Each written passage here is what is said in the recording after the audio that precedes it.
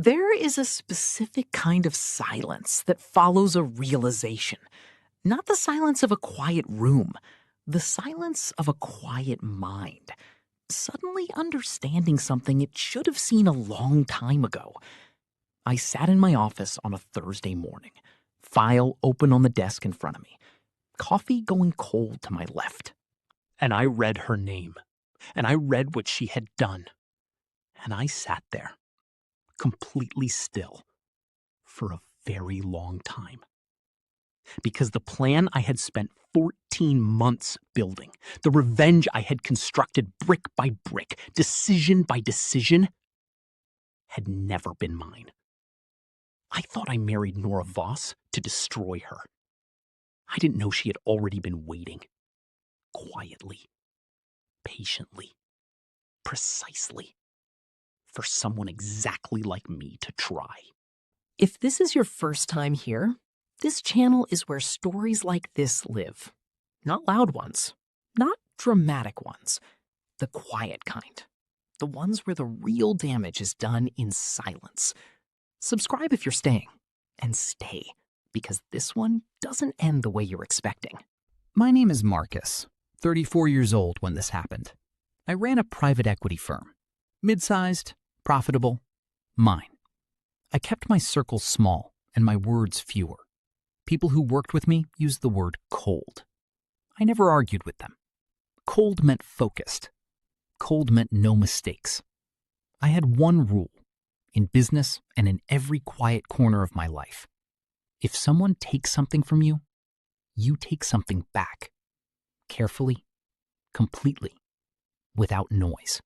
Nora Voss's father had taken something from me, so I went after the one thing I believed would reach him where nothing else could. His daughter. 3 years before I married Nora, her father, Gerald Voss, sat across from me in a boardroom on a gray February morning. He was relaxed, jacket off, tie loose, the way men sit when they already know how a room will end. He blocked a deal I had spent 18 months building. Not because the numbers were wrong. They weren't. Not because the structure was weak. It wasn't. He blocked it because he had the power to, and because blocking it reminded everyone in that room who held the ceiling. Gerald Voss was the kind of man who used power casually. The way some men use expensive cologne, without thinking, without restraint, without considering who it suffocates. He cost me $4.2 million that day. He cost me a partnership I had given 3 years of silence and sacrifice to build. I sat in my car in the parking garage afterward. 40 minutes. Engine off. Not crying. Not angry. Not in the loud way people expect. Just still. Thinking. And somewhere in that stillness, one thought surfaced very clearly. He has a daughter.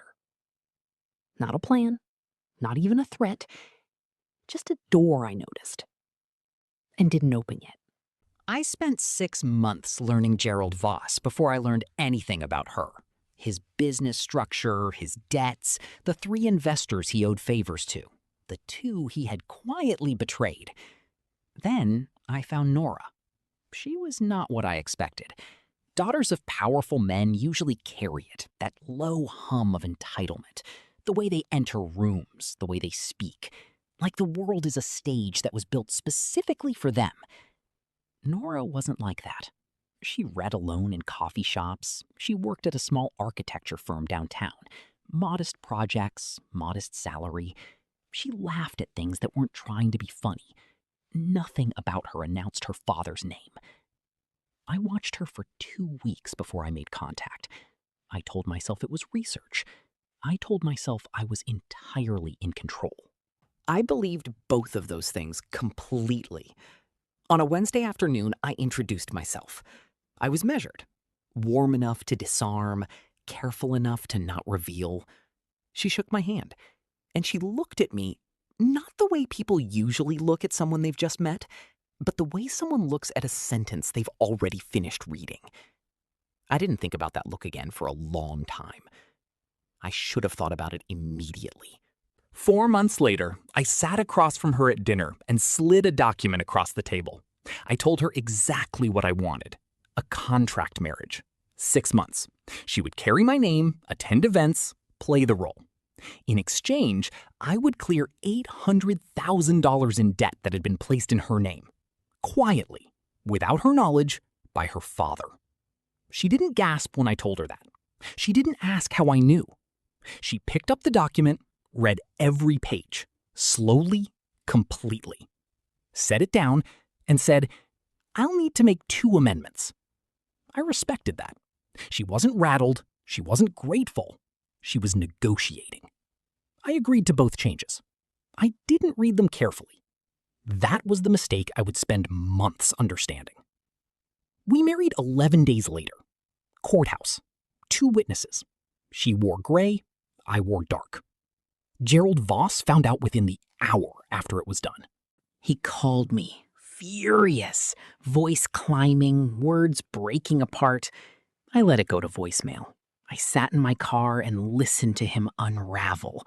That was the peak of my plan, the moment I had built everything toward. It was also, though I didn't know it yet, the last moment I was fully in control of anything. We had an arrangement. Separate rooms, shared appearances, minimal conversation. Nora didn't seem to require more than that. She cooked on Sunday mornings, not for me, just for herself. She left architecture sketches spread across the kitchen table. She never asked me how my day was. Most people ask out of habit. Some ask out of politeness. She never asked at all. That bothered me more than I was prepared for. 6 weeks in, I started taking my breakfast at the kitchen table instead of my desk. I told myself the light was better there.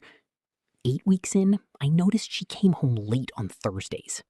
I didn't ask where she went, but I noticed, and I kept noticing. 10 weeks in, I heard her on the phone. Her voice was low, unhurried, precise. The voice of someone confirming details, not having a conversation. I caught one sentence before the door closed. "Yes, everything is in place." I stood in that hallway for a long time.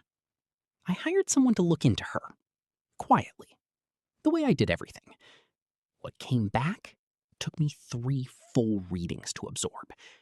For 2 years, before I ever introduced myself, Nora Voss had been acquiring minority shares in her father's company. Slowly, through shell accounts, through intermediaries, building a position no one could trace back to her name. The $800,000 in debt I had paid off, she had structured it herself, left it precisely where someone with access to Gerald's financial records would find it, as bait. The 2 amendments she made to our contract, one granted her access to my firm's investor communications. The other gave her right of first refusal on any asset I moved during the term of our marriage. She hadn't walked into that dinner wondering who I was. She had known exactly who I was before I sat down. She needed my name, my capital access. My anger toward her father pointed in exactly the right direction at exactly the right time. And I had given her all of it, willingly, proudly. I sat with that file for a long time.